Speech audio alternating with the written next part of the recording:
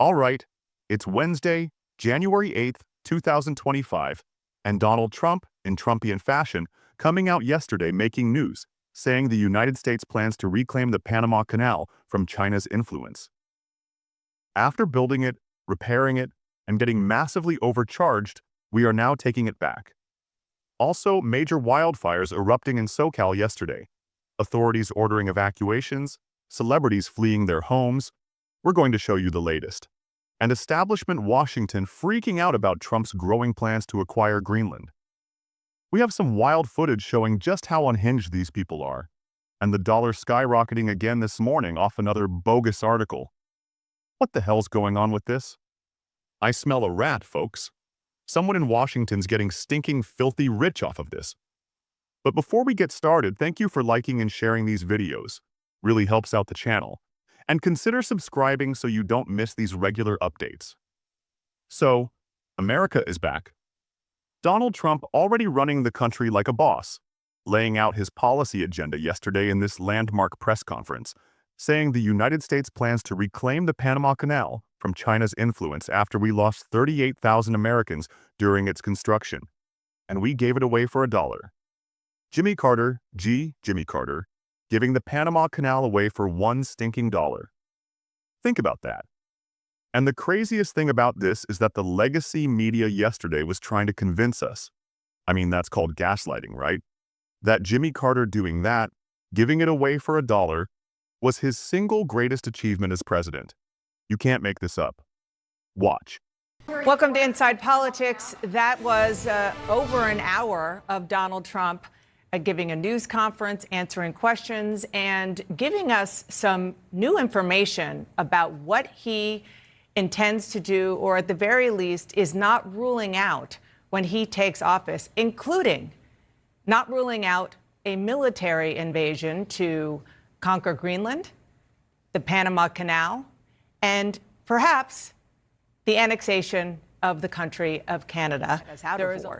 Well, I mean, it was an extraordinary moment, one of the most extraordinary moments of that press conference, where he was refusing to rule out using military force to retake the Panama Canal, something that he himself brought up, I should note, in this press conference when a reporter later asked, why are you bringing this up? Obviously, it's a signature achievement of Jimmy Carter's. He's about to be lying in state here in Washington. Trump said he was asked about it, but Trump brought it up in his opening remarks. It's something that he's been quite fixated on behind the scenes, from what I've heard from sources in the past few weeks on this issue, complaining about Chinese influence. Obviously, this was a signature achievement of Jimmy Carter's. He believed it improved relations with Latin America for the United States. And still, it's one of his biggest accomplishments that people talk about. The Panama Canal was one of the most profitable structures ever built. And Jimmy Carter gives it away. Gave it away for $1. And now Panama's overcharging us, overcharging our ships, our Navy, and allowing China to just skirt on by, according to Donald Trump, saying those days are officially over. Roll the tape. Really great things. We're being respected again all over the world. The Panama Canal is a disgrace, what took place at the Panama Canal. Jimmy Carter gave it to them for $1. And they were supposed to treat us well. I thought it was a terrible thing to do. It was the most expensive structure ever built in the history of our country, relatively. It would be the equivalent of substantially over $1 trillion today. We lost 38,000 people. Think of it, 38,000 people, they died from malaria, mosquitoes. They were unable to stop the mosquitoes. They paid people 5 times more to take the job. Many of those people died. We gave it away for $1. But the deal was that, they have to treat us fairly. They don't treat us fairly. They charge more for our ships than they charge for ships of other countries. They charge more for our Navy than they charge for navies of other countries. They laugh at us because they think we're stupid. But we're not stupid anymore. So the Panama Canal is under discussion with them right now. They violated every aspect of the agreement, and they've morally violated it also. And they want our help because it's leaking and not in good repair. And they want us to give $3 billion to help fix it. I said, well, why don't you get the money from China? Because China's basically taken it over.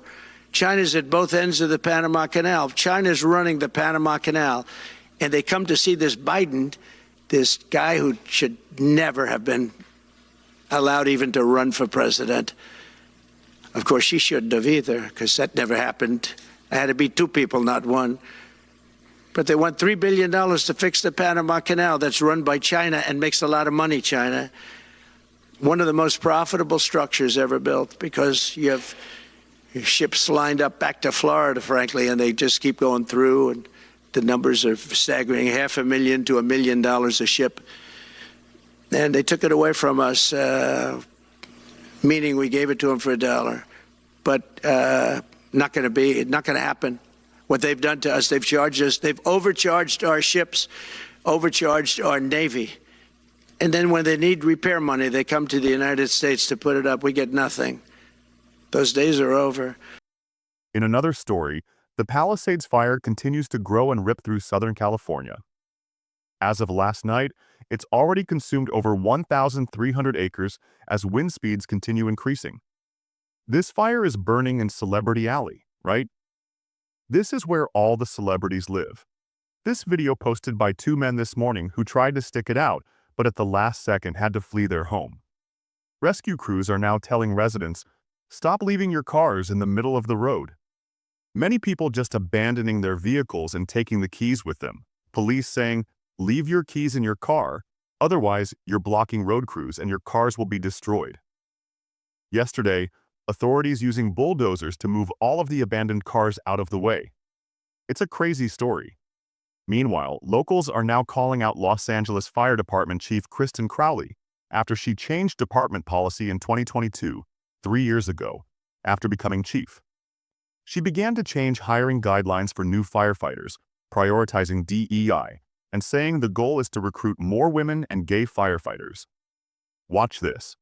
I'm super inspired. She took time out of her already busy schedule to tell us about her vision for the department's future, one that includes a 3-year strategic plan to increase diversity. People ask me, well, what number are you looking for? I say, I'm not looking for a number. It's never enough. Out of 3,300 city firefighters, only 115 are women right now. She's already looking at ways to change that.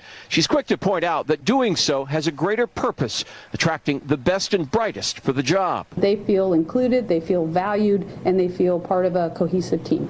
The chief also checks another box when it comes to inclusivity and diversity at this department.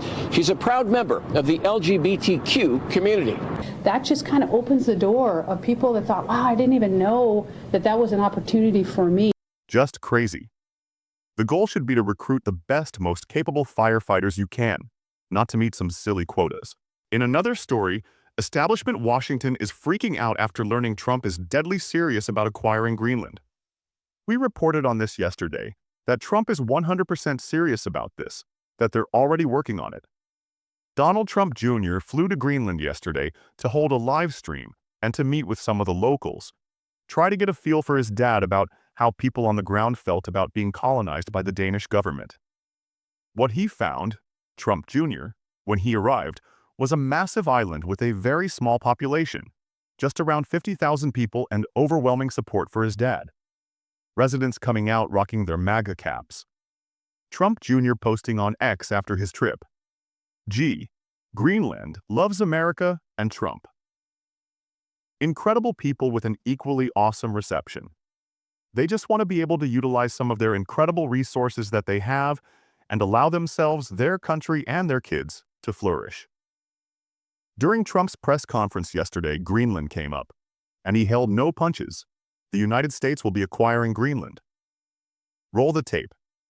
Well, we need Greenland for national security purposes. I've been told that for a long time, long before I even ran. I mean, people have been talking about it for a long time. You have approximately 45,000 people there. People really don't even know if Denmark has any legal right to it. But if they do, they should give it up because we need it for national security. That's for the free world. I'm talking about protecting the free world. You look at, you don't even need binoculars. You look outside, you have China ships all over the place. You have Russian ships all over the place. We're not letting that happen. We're not letting it happen. And if Denmark wants to get to a conclusion, but nobody knows if they even have any right, title, or interest. The people are going to probably vote for independence or to come into the United States. But if they did do that, then I would tariff Denmark at a very high level. As I'm sure you can imagine, the swamp creatures in Washington had a conniption over this. I don't think they realized just how serious Trump is.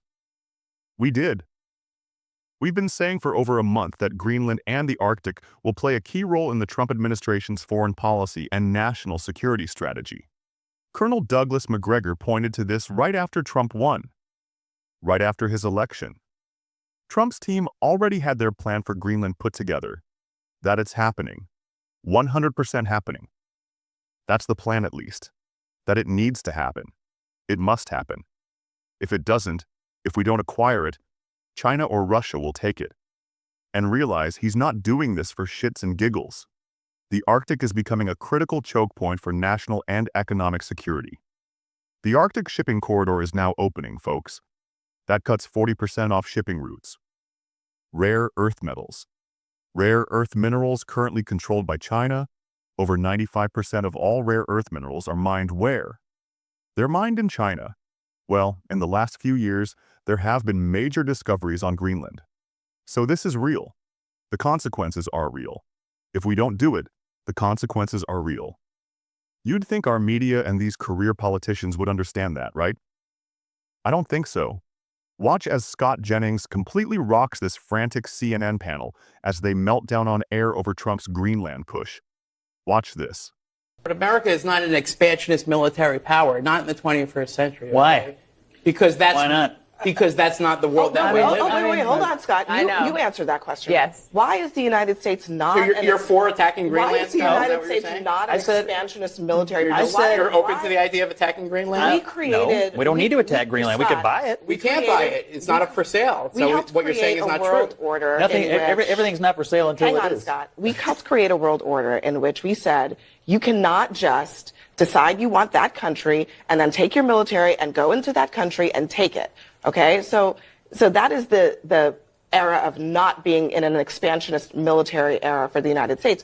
And you're saying that's not true. Why is it not true? Well, I mean, you could think small if you want to. I think Trump's thinking big, and he's thinking about U.S. interests. There are U.S. interests in Greenland. They have rare earth minerals. We already have some kind of space facility there, and it would help fortify us against the Russians. The Panama Canal is, of course, of interest when you consider the Chinese incursions and influence in this hemisphere. What Donald Trump is saying to the world is, we are not a shrinking violet anymore. We are the United States of America. We are the preeminent superpower. And reporters keep asking him to rule things out and take things off the table. And it would be the height of stupidity to do so now or to anything else before he takes office. Why would he tell the rest of the world what he may or may not do? Here's one reason why.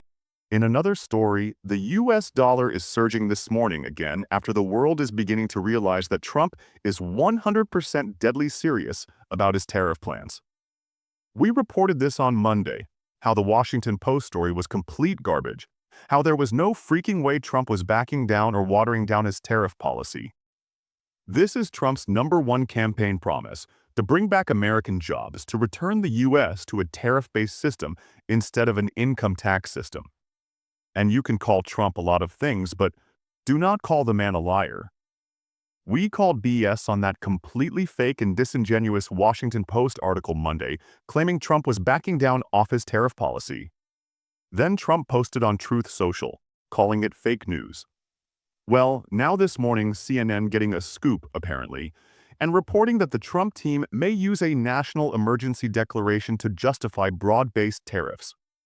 Writing this morning, that Trump is considering declaring a national economic emergency to provide legal justification for a large swath of universal tariffs on allies and adversaries. And just like the Washington Post fake 3 anonymous sources they claimed, CNN decided to step it up a notch, citing 4 anonymous sources familiar with the matter.